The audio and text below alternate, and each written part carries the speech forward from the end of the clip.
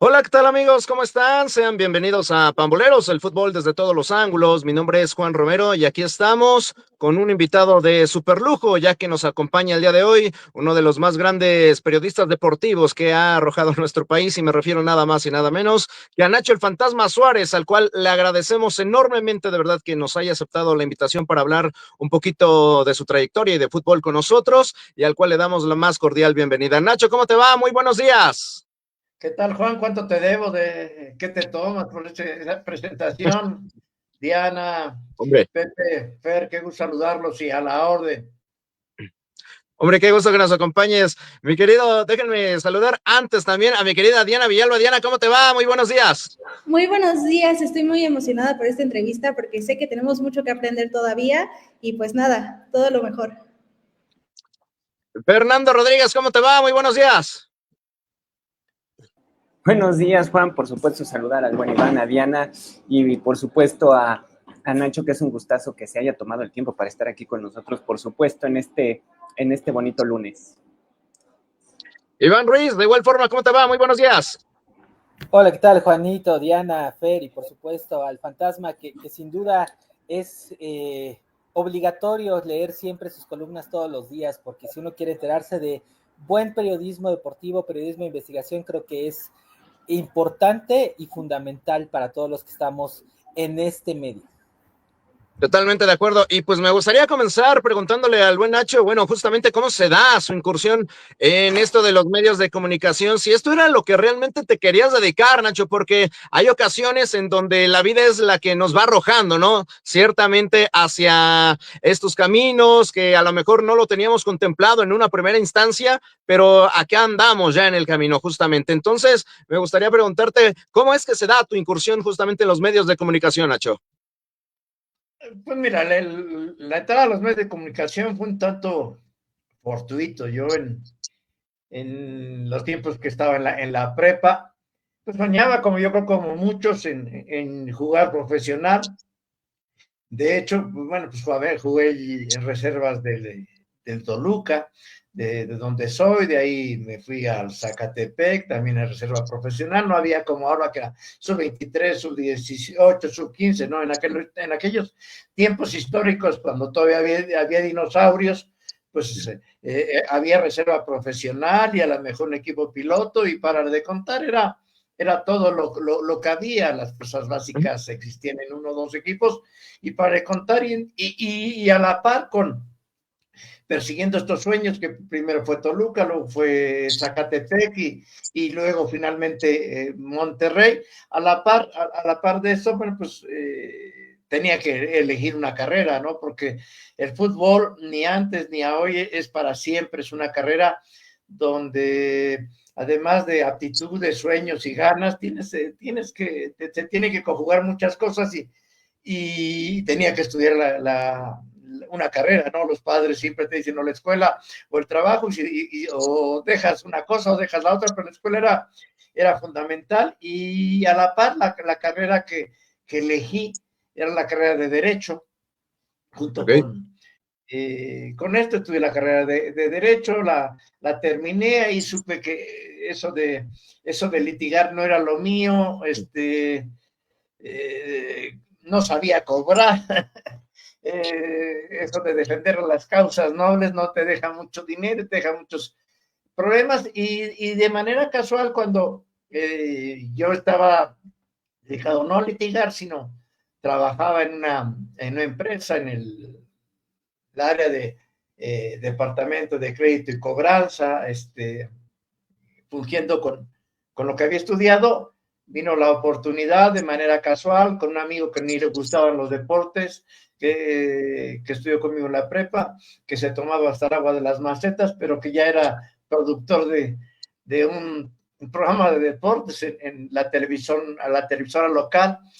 Y un día coincidimos y me dijo, oye, tú que te gustan tanto los deportes, que siempre leías el esto y el ovaciones y todo, ayúdame, vente los domingos a que veas, hacemos un programa de televisión. Yo no tenía ni idea ni cómo se hacía un programa de televisión, ni cómo, ni que era un guión, ni mucho menos, pero dije, pues, está interesante por lo menos para saber de qué se trata, y fui.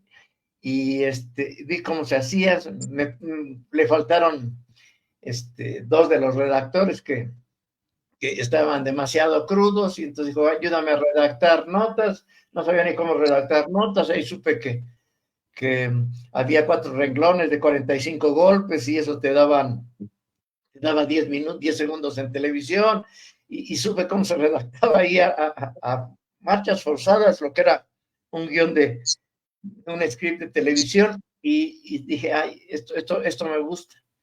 Y de manera casual ayudaba los fines de semana, y trabajaba yo en esta fábrica, y de manera casual apliqué era una televisora local, era televisión mexiquense, te estoy hablando del 89, por ahí así. Okay. Y había un concurso, se hizo un concurso de guiones para ser redactores para el Mundial Italia 90, con todas las televisoras de la República.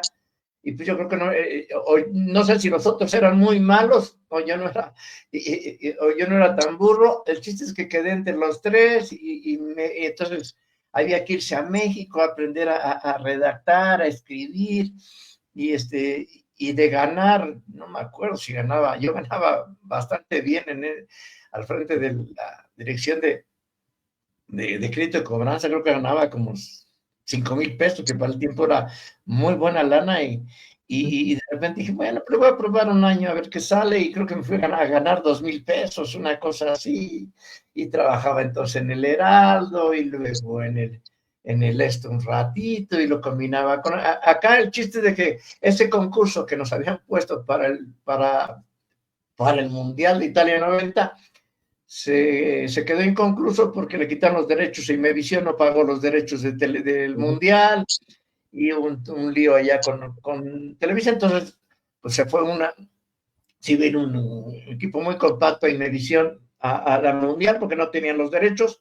Sí. Y en ese inter ya trabajaba en el Financiero, que tenían 2 páginas de deportes y un suplemento, y y yo ya era el jefe de información, y me dieron la oportunidad de ir a cubrir mi primer mundial en Italia 90, el diario El Financiero, y semanario, semanario que se llamaba Ámbito Deportivo, y me fui al Mundial de Italia 90. Y ahí en el Italia 90, aprovechando que Imevisión eran 14 cabrones, no había más, todos cabíamos en una camionetita, y yo ya le había dicho a José Ramón, oye, pues yo voy a trabajar allá, voy con el Financiero, no te cuesta nada, ya tengo todo, échenme la mano, yo les ayudo, y me dijo, pues todo lo que fuera gratis te lo aceptaban. Entonces ya tenía yo mi acreditación del Financiero. Fui ahí con Raúl, que fue el que me apapachó y me adoptó, Raúl Orbañanos, y empezamos a hacer cosas, a volarnos imágenes de todos lados, porque no había no teníamos como 2 cámaras. Se le ganó en el rating, ese programa fue un parteaguas en la televisión, se le ganó en rating otra vez a Televisa, que había como 60, salían como una camioneta tras otra con camarógrafo y reportero. Sí, sí. Y de ahí, saliendo de ahí, regresando de Italia, del Mundial, me dijo Raúl, oye, cuando regresemos a México, vente a trabajar conmigo, voy a salir de Imevisión, se va a vender Imevisión, va a haber Canal 7, Canal 3, tengo un ofrecimiento de la televisión de Veracruz, son unos veracruzanos, y vente a trabajar conmigo para que no te vayas con José Ramón.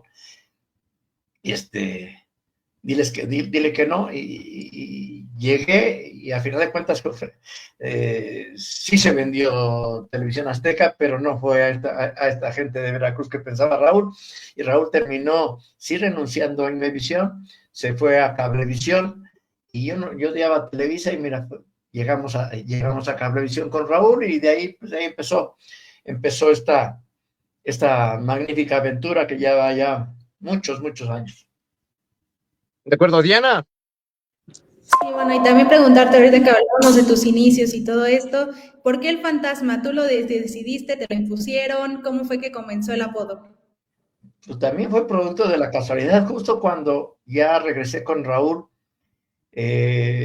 junto con Anwar Assad, con Enrique Bernal, que ya murieron, tenían una estación una estación que se llamaba Mundo en el Distrito Federal. En aquel tiempo, te estoy hablando de 1991, no había tantas estaciones ni tantos programas de deportes como hoy existen. Te estoy hablando de la prehistoria, y decidieron con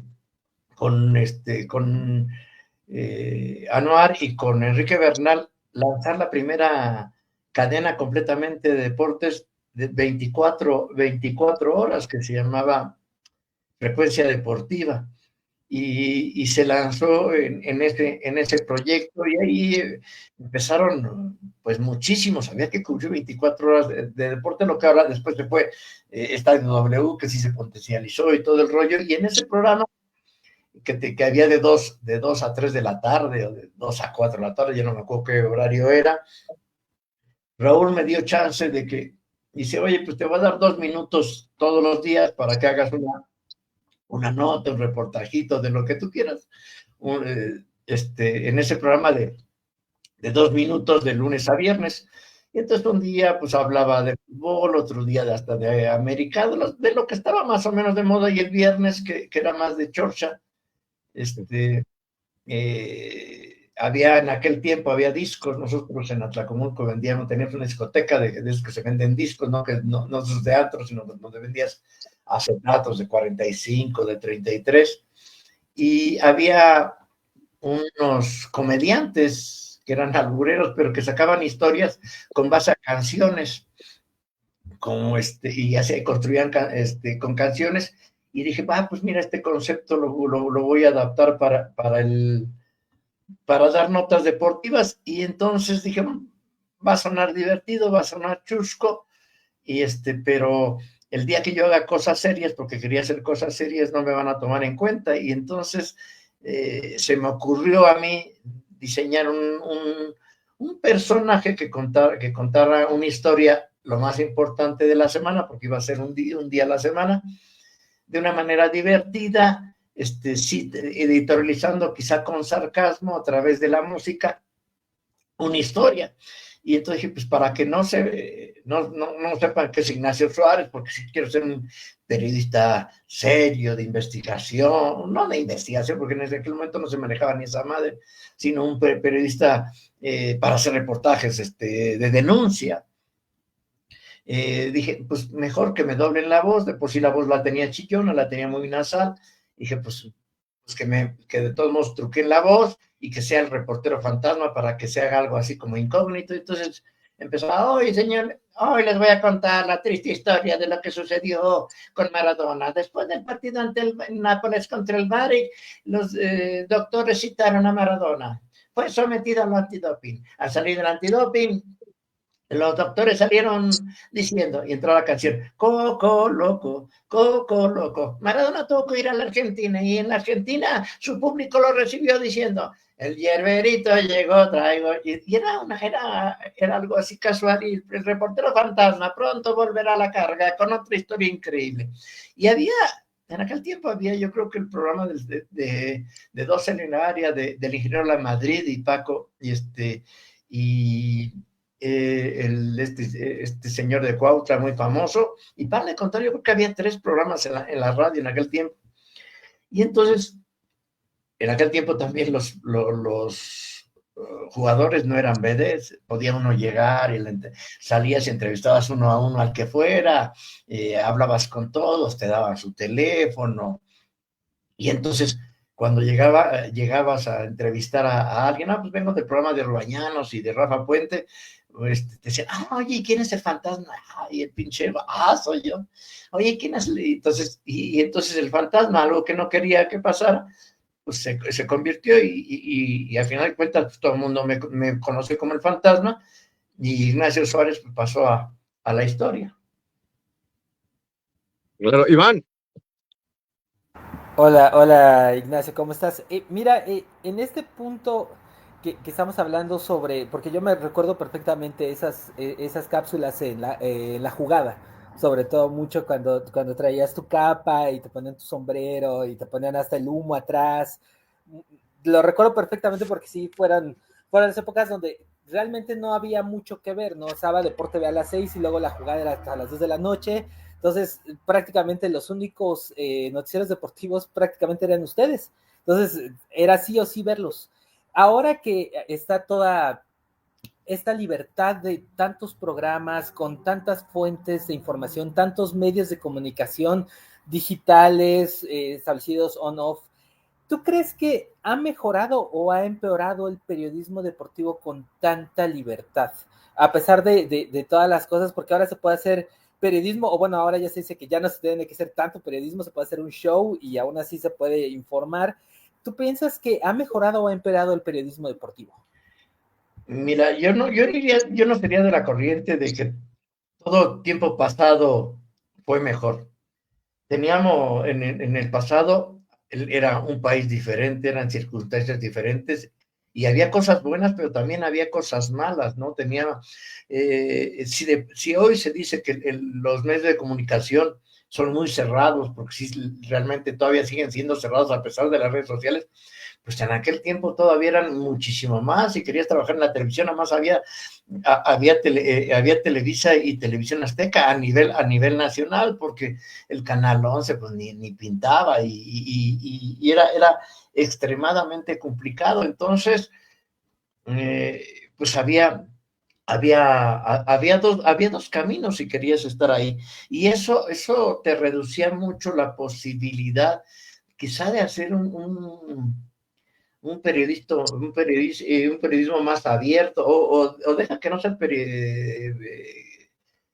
un tema periodístico, una opinión totalmente abierta, sobre todo porque cuando empiezas todo el mundo te dice, ay, ¿por qué no lo decías antes? Pues porque antes ni siquiera te daban chance de opinar. O sea, cuando empiezas te encargan una nota y es la nota del Necaxa o la nota del Atlante o la nota del Toluca y es quien entrenó, la nota del día, y ya no te dan chance ni siquiera de opinar. O sea, a final de cuentas no podías opinar porque eres un reportero sin opinión. El reportero va y da la nota del día. Eso es todo. Entonces, no podías editorializar, no podías hacer nada, como sucede hoy en día, pero era muy poco. Entonces, para poder hacer reportajes un poquito más de mayor profundidad y contenido, los espacios eran mínimos. Como tú dices, era la jugada, era acción, era prácticamente lo que era un tuit, lo que eran 20 segundos, era un noticiero con imagen, y Deporte B, que era un parteaguas, porque ahí se editorializaba más sobre temas, se profundizaba más de temas editoriales, pero no había mucho. Hoy en día tienen las benditas redes sociales, o es una bendición o es una maldición. Hoy no necesitas una tribuna. Hoy estamos hablando en StreamYard, y puedes hablar en YouTube, y puedes hablar en redes sociales, y puedes decir cualquier tontería, o puedes tener un contenido maravilloso. Hoy cualquiera con un teléfono, pues, llegas a cualquier parte del mundo gracias a esta magia. Pero esto que es una bendición, porque eso no lo tenías antes. Antes podías estar, quizá, podías ser reportero en las mañanas y tener tu propio canal de YouTube o tu Facebook. No tenías nada. Hoy tienes eso, y en el ánimo de ser famoso, en el ánimo de lograr tener seguidores, yo creo que esa bendición no ha sido bien aprovechada por las nuevas generaciones, porque ahora no quieren ser periodistas, quieren ser famosos. De verdad quieren tener muchos seguidores más que seguir una línea.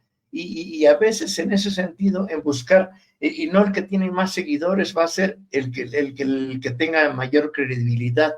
No les importa tanto tener la credibilidad y construirla, sino generar muchas veces información que les den seguidores. Y lo peor no son los comunicadores. Yo creo que lo peor a veces es la gente, porque si la gente, mucha de la que se queja de que nosotros, los periodistas y los medios, producimos basura, a lo mejor con programas con con polémica inducida, con polémica falsa, con shows donde tú eres el rudo, yo soy el técnico y nos vamos a pelear para simular que nos estamos peleando y el público en las redes a uno les va a mentar la madre, al otro al otro le va a aplaudir. En esa polémica ficticia a la que se está cayendo, ¿de quién es la culpa? ¿De los medios o quien lo consume? Yo creo que hay una responsabilidad compartida. Muchos de los que leemos en los medios producen basura, son periodistas o comediantes, pero lo siguen consumiendo. Yo, si tú me preguntas si me gustan los programas de polémicas inducidas, como lo de mi amigo Fer Ceballos, los de Álvaro Morales, que también me llevo muy bien, que crearon personajes, incluso David, que crean más un personaje polémico que una postura realmente periodística. A mí no me gusta, pero el público le encanta y le funciona y está bien. O sea, no porque no me guste a mí quiere decir que yo tengo la razón. Es las nuevas generaciones y las nuevas generaciones ves que alguien publica un tweet y le están inventando, te están inventando la madre, pero están alimentando eso.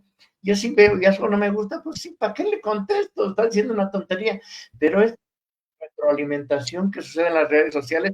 Es culpa del público. El público creo que está teniendo los programas que ellos están consumiendo. Si este tipo de programas fueran absolutamente malos y basura, pues no tendrían auditorio ni tendrían likes. Y como tienen likes y auditorios, entonces ¿a quién echamos la culpa? ¿Al que los produce o al que los consume? Yo creo que es una responsabilidad compartida. Claro, Fer.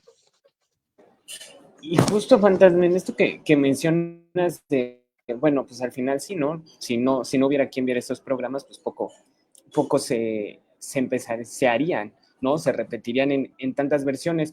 Ahora, en cuanto a tu trabajo, ¿qué es lo que más disfrutas, ¿no? De realizarlo, por ejemplo, actualmente, que dices tú, esto, la verdad lo sigo disfrutando mucho, o esto lo cambiaría ya un poco ya con tantos años de experiencia, ya pues obviamente con la incursión de las redes sociales.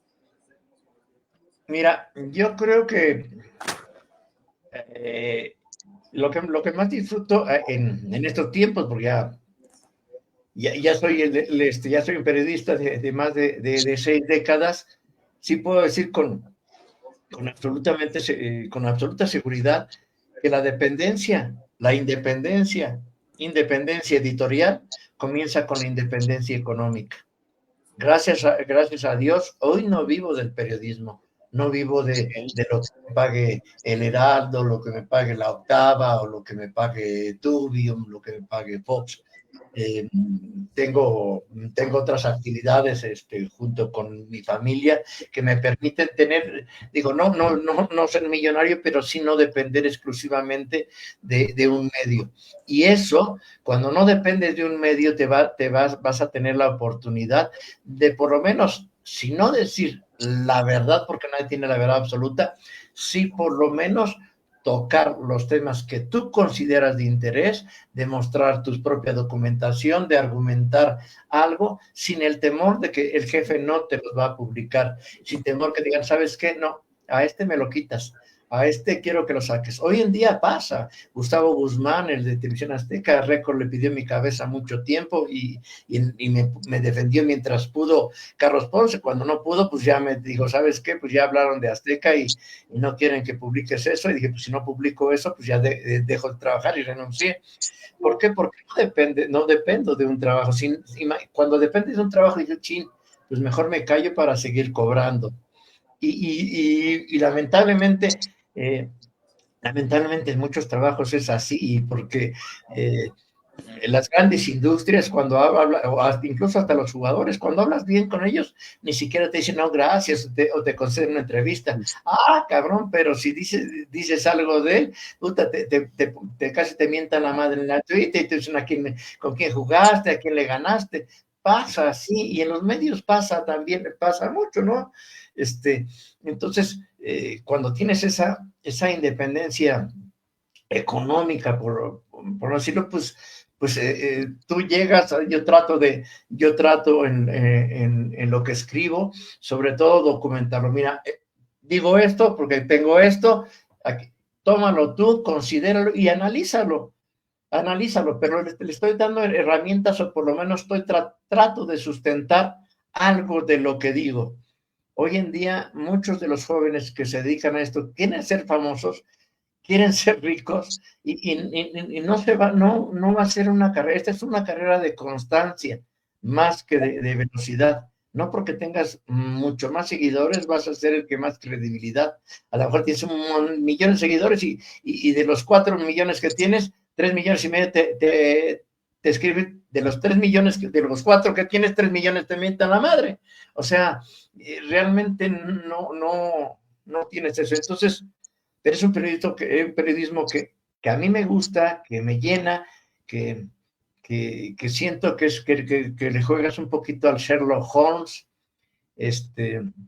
No sé si han visto ustedes la película The Post, que es una historia real del Washington Post con actores muy famosos, con Tom Hanks, y es un poquito de esto, de la adrenalina que tiene el estudiar, el ponerse a investigar, el tocar puertas, el pisar callos, pero hay que pisar callos por lo menos con argumentos, porque yo sé cuando voy a Doña Fede y veo a los directivos, a los que de repente les doy con todo, me saludan, porque yo no me tengo que esconder o cuando los vea me tengo que agachar, ahí viene y me va a mentar la madre, porque por lo menos lo que digo lo trato de documentar y por supuesto que no están contentos ni mucho menos, pero ni escribo, nunca he escrito con un seudónimo más que en esas cápsulas que eran humorísticas, pero cuando se trata de periodismo, nunca he sido el francotirador, nunca soy sacadilla, porque no me gusta el periodismo de trascendidos. Si digo algo y es algo importante o algo fuerte, una crítica fuerte o una denuncia incluso periodística, pues por lo menos voy a dar la carita, que la tengo fea y ya arrugadita, pero voy a dar la cara, voy a decir soy Ignacio Suárez, yo fui el que escribí y yo fui el que dije esto. ¿Por qué? Porque tienes que también asumir una responsabilidad y un costo, y eso la verdad, créeme que lo hago en esta etapa de mi vida con mucho gusto, sin el temor, sin me van a correr, ay, güey, ¿qué tal si se enoja? No, simplemente agarro y escribo lo que yo creo que le puede interesar a un sector del público y así lo hago. Nacho, justamente ligado a esto que bien acabas de mencionar, ¿cómo has tratado tú también con lo que es la censura? Porque vaya, en varias ocasiones se ha mencionado que justamente, ¿no? Como bien lo acabas de mencionar, ¿no? Has pisado callos, que han pedido tu cabeza, como ahorita también lo has citado. Entonces, ¿cómo has tratado tú también con esto de la censura? A lo mejor llegó un momento en donde dijiste, ya mejor ahí le voy a parar porque es mucho problema, o ha sido incluso una motivación para seguir adelante. Mira, esta es la bendición de las redes sociales.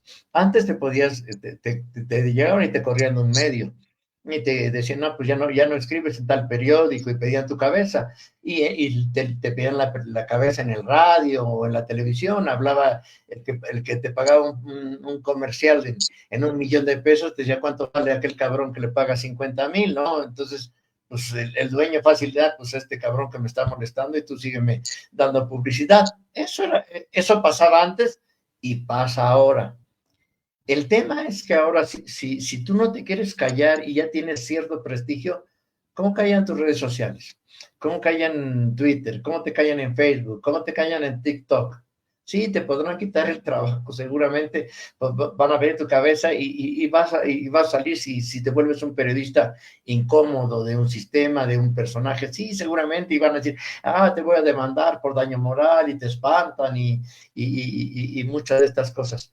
Pero hoy tienes estas redes sociales y si lo ocupaste y creaste un prestigio, pues vas a seguir haciendo lo mismo y a lo mejor más incómodo, a lo mejor más seguido. Y entonces dices, bueno, voy a tocar el tema. pues a lo mejor si te echan, pues entonces vas a repetir más el tema en tus redes sociales. Esa es la bendición de las redes sociales, que antes no tenías una tribuna, antes te corrían y, China, a ver, encuéntrate otro periódico que te diera un espacio, que no tuviera también compromisos con el mismo publicista, porque si te peleabas con Televisa, pues Televisa te da, pues no te doy la programación a tal diario. Si está fulanito que es incómodo, pues no te doy la publicidad, y entonces no es que a lo mejor fueras mal periodista, sino te volvías incómodo y era mejor tenerte afuera que tenerte adentro. Hoy con las redes sociales no, por eso es importante para los jóvenes que construyan su credibilidad. Esto está en una línea muy delgada. Puedes tener muchísimos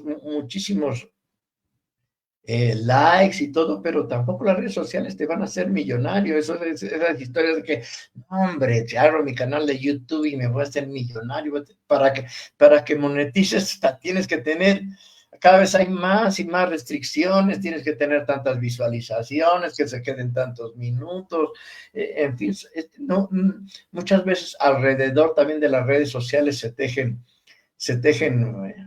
historias medios fantasiosas, que seguramente algunas son reales, pero no lo de la mayoría.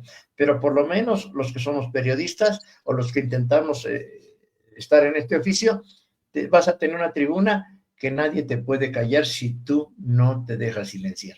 Podrás perder trabajos, pero no tu voz. Y antes perdías todo.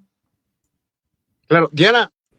Sí, Nacho, y preguntarte ahorita tocando más a fondo, ¿cuál fue la historia de la investigación que más como que hizo ruido para los medios de comunicación o en general en el ámbito deportivo? Mira, en esto a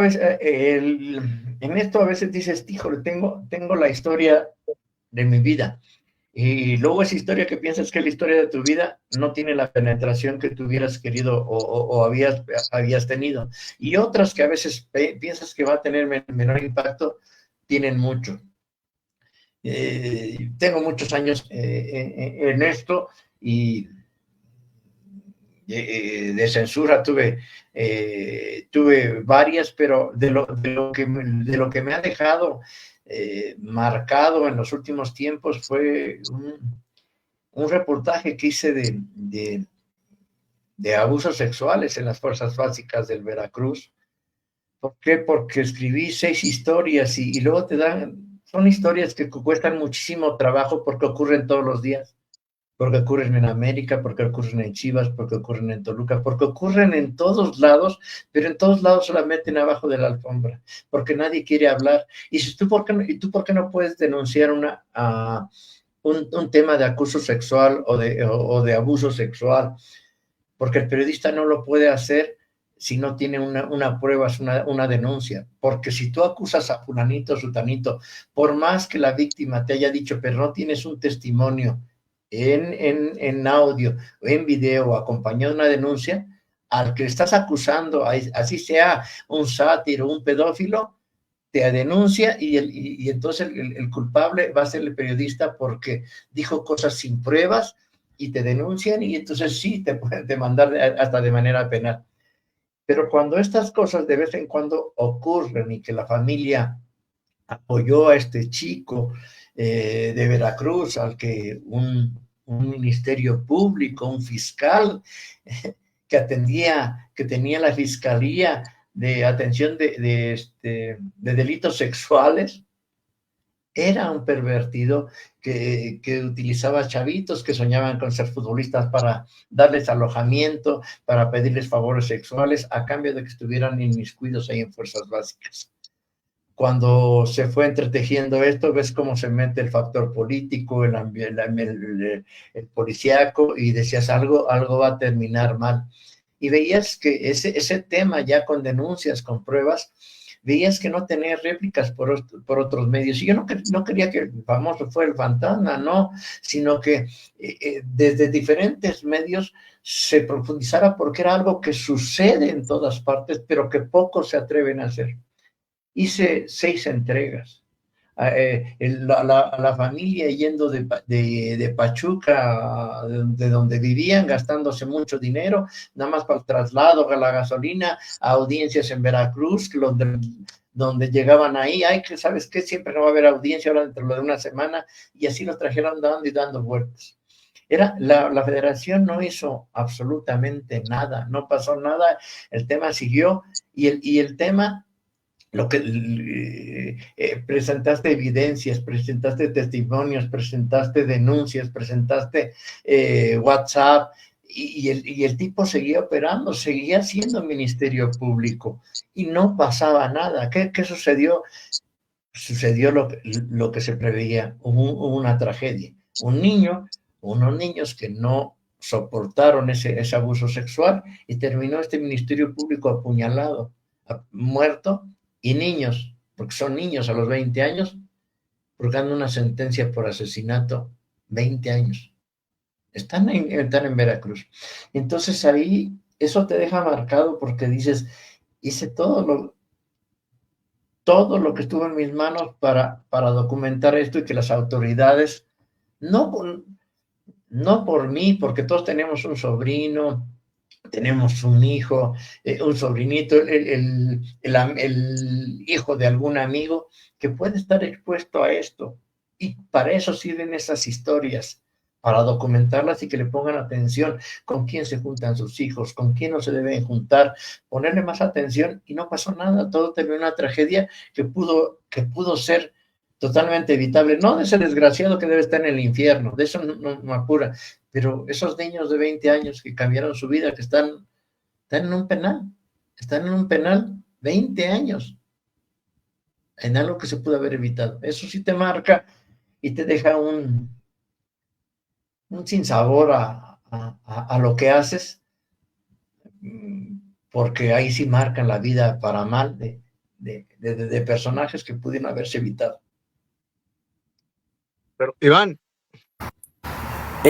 Fuerte, y sobre todo fuerte porque creo que el periodismo deportivo, sobre todo de las personas que lo consumen diario y básico, y que es, puedo decir básico, ¿no? O sea, las personas no quieren escuchar historias de horror cuando ven el deporte, quieren escuchar los resultados, quieren escuchar el color, quieren escuchar muchas cosas, pero alrededor del fútbol hay muchas historias bastante fuertes y bastante contundentes, ¿no? Y que no solamente pasan por las redes de tratas, los abusos sexuales, sino también por lavados de dinero, demandas y cosas que obviamente Nacho ha podido documentar.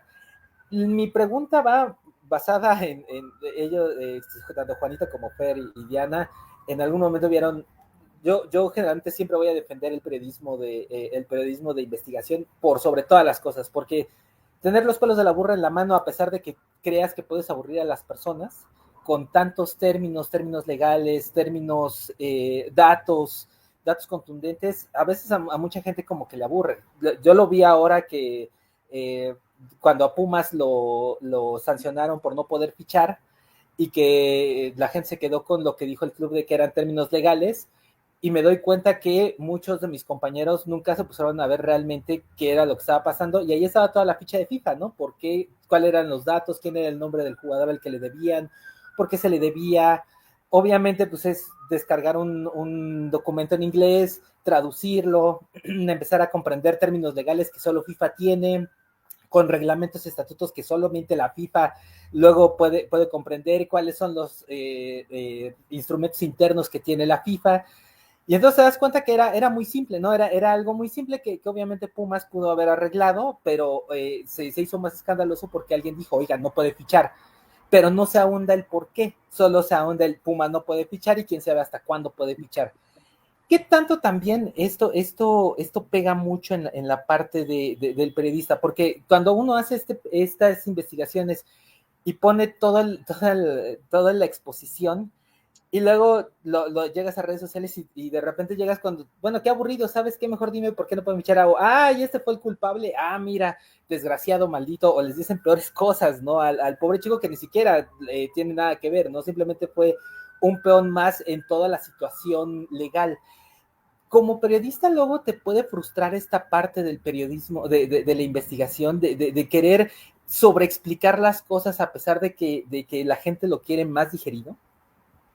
Es que mira, muchas veces me han preguntado, a ver, es que publicas y presentas documentos y no pasa nada, y sigues publicando. Es que esa es la tarea del periodista. El periodista no es un ministerio público. El ministerio, no puedes, aunque tengas todos los elementos, no vas a poder llegar más allá. Y no se trata de que hagan o no justicia con algo que estás a lo mejor denunciando. Se trata de que tú pongas evidencia los hechos y que insistas en ellos. ¿Para qué? Para que no quede todavía en mayor impunidad. Cuando dices, ahí viene otra vez, te voy a publicar, y eres un dolor de Willis porque sigues publicando. Es que esa es la labor del periodismo. Hablar, si de repente dicen, es que no es una versión oficial, es que el club dijo otra cosa. La primera premisa a todos los chicos que he tenido la oportunidad de formar en redacciones es, tu primera premisa como periodista es desconfiar, duda siempre, no importa que sea tu amigo o no, duda. ¿Por qué? Porque en el periodismo con el que te llevas bien, a veces ni siquiera le caes bien, se lleva bien contigo para decirte cosas, para ofrecerte cosas, para decir, no, mira, es que fulanito va a hacer esto. Y dices, ay, yo tengo la pinche primicia, y escribes sobre lo que te dijo fulanito. ¿Y qué interés tenía fulanito en señalarte los errores o los horrores que cometió otro? Siempre hay intereses creados. Entonces, muchas veces los jovencitos, sobre todo cuando empiezan, no, como es mi amigo, me pasa notas, y como es mi amigo, a él no lo ataco y empiezo a escribir lo que él me dice. Y realmente está siendo utilizado. ¿Por qué? Porque realmente eres la voz de lo que el directivo o el jugador quisiera decir y no dice. Entonces, una de las premisas que, a ver, ¿por qué te lo dice? Pregúntale al otro y pones la historia en medio y va a salir siempre la verdad. Hay una de Kapuscinski que me gusta mucho. La función del periodista es oír al que te dice, está lloviendo, oyes al otro que te dice, no está lloviendo. Pues el periodista tiene que abrir la pinche ventana, sacar la mano y ver si está lloviendo o no, y esa es su postura. No darle la razón a alguien porque te lo dijo, no darle a otro también porque te lo dijo. Esa es la función del periodismo, y muchas veces la gente te dice, es que el comunicado oficial dice otra cosa. Pues sí, los asesinos no confiesan sus crímenes. Tienes que empezar a sospechar, porque si todo fuera por las versiones oficiales, pues no necesitaríamos periodistas, necesitaríamos nada más un boletín, una gaceta, y ahí la gente que se documente, porque las versiones oficiales no necesitarían de un periodismo. El periodismo está precisamente para dudar y presentar dos posturas o una opinión sobre hechos. Por lo menos es lo que a mí me gusta hacer. Fer. Y justo esto, Fantasma, ¿no? Que mencionas de que, pues, al final de cuentas presentas toda la información y ya, pues, la gente se hará un criterio, se informará o no se informará, y también como que te da, ¿no? Una perspectiva, un contexto de cómo está la situación. Y justo a eso va mi pregunta, para saber tu opinión al respecto, ¿no? De que, pues, estamos prácticamente de que México va a ser sede de una Copa del Mundo, ¿no? Ahí le van a dar unos cuantos partidos para recibir, y tenemos toda la vorágine de federación, de que unos quieren una cosa, otros quieren otra, de que el tema con los dueños, con todo esto que sucede, o sea, el aficionado, ¿no? El aficionado, pues, que ve que, pues, al final muchos de ellos, ¿no? Que ahorita están apoyando a la selección mexicana en Copa Oro, que están yendo a los estadios, debe ilusionarse a pesar de que todo este conflicto que exista por lo que pueda o no suceder en el terreno de juego con selección mexicana. ¿Tú crees que de cierta manera, pues, sí se puede apartar o...?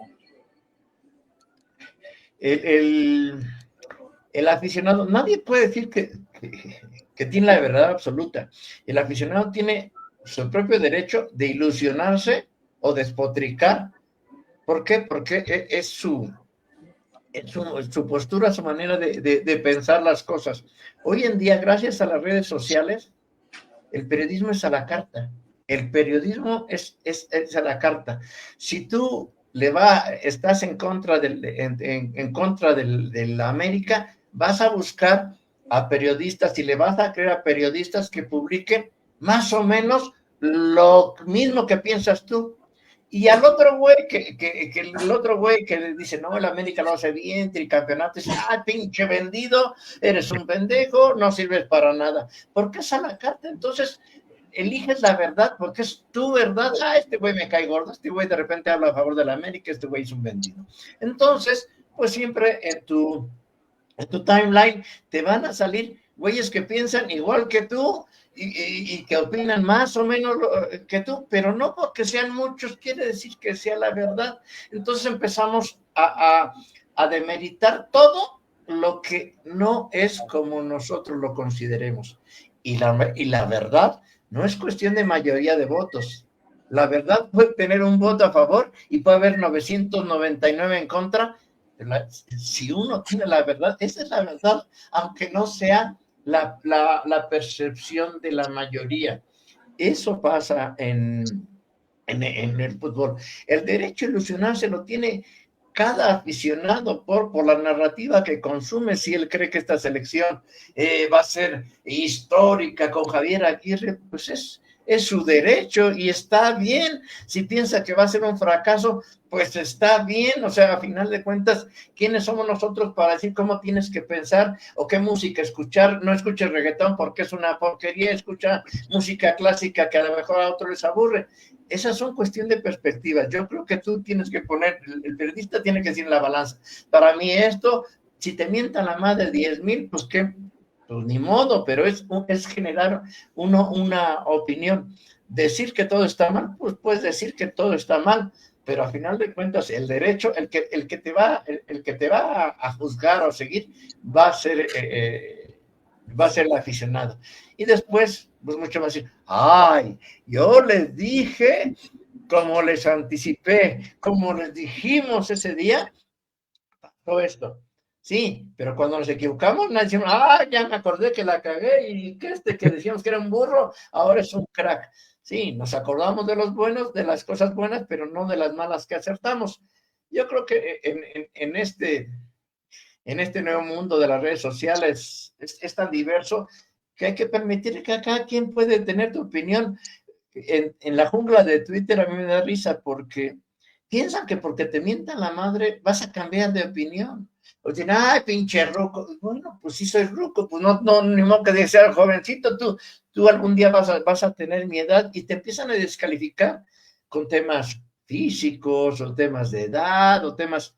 Y pues, si me dicen eso, pues no les contesto, no tengo ni siquiera que engancharme, ni pelarlos. Esas son las redes sociales, esas son las perspectivas. Cada quien va a tener un punto de vista válido o no, mientras no sea sesgado, mientras no sea condicionado por algo que tú no pienses, todo está bien. Porque a veces pone usted no equivocado, pero es tu postura, es tu creencia. Pues sí, yo estoy a favor del ascenso, creo que tiene que regresar, que se puede. Sí, podré estar equivocado, pero lo voy a defender y voy a presentar argumentos a mi favor. No quiere decir que yo tenga la verdad absoluta y al cabrón que diga, no puedes regresar, le voy a mentar la madre. Pues eso es decisión, yo voy a argumentar y que él argumente lo contrario y en eso sí podemos debatir. Nacho, ya para terminar, me gustaría hacer una muy breve dinámica contigo, darte una serie de nombres, de lugares y que me los describieras en la menor cantidad de palabras posibles, ¿de acuerdo? Claro que sí. Empecemos con Raúl Orbañanos. Mi sensei, mi gurú, a él le debo esta carrera.